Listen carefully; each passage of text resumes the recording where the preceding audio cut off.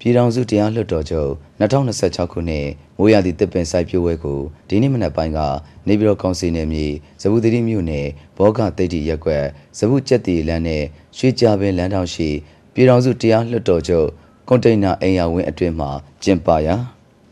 ပြည်ထောင်စုတရားသူကြီးချုပ်ဦးတာထေတက်ရောက်၍ရတနာတန်းဝင်ကျွန်းပင်ကိုဥဆောင်စိုက်ပျိုးပေးခဲ့ပါတယ်ဆက်လက်ပြီးပြည်တော်စုတရားလွှတ်တော်ချုပ်တရားသူကြီးများညွှန်ကြားမှုချုပ်များခေတ္တဒုတိယအမြဲတမ်းတွင်ဝင်ဒုတိယညွှန်ကြားမှုချုပ်များလက်ထောက်တွင်ဝင်နဲ့ညွှန်ကြားမှုများနေပြည်တော်ကောင်စီနယ်မြေအတွင်းရှိခရိုင်တရားရုံးများနဲ့မြို့နယ်တရားရုံးများမှတရားသူကြီးများတရားရေးအရာရှိများနဲ့ရုံးဝန်ထမ်းများကရတနာတန်းဝင်ကျွန်းပင်300ကိုတပြော့တစ်ပါးစုပေါင်းစိုက်ပျိုးခဲ့ကြပါတယ်အဲဒီနောက်ပြည်တော်စုတရားသူကြီးချုပ်ကပြိုးပင်များတပြော့တစ်ပါးစိုက်ပျိုးနေမှုကိုလှည့်လည်ကြည့်ရှုအားပေးခဲ့ကြောင်းသိရှိရပါတယ်ခင်ဗျာ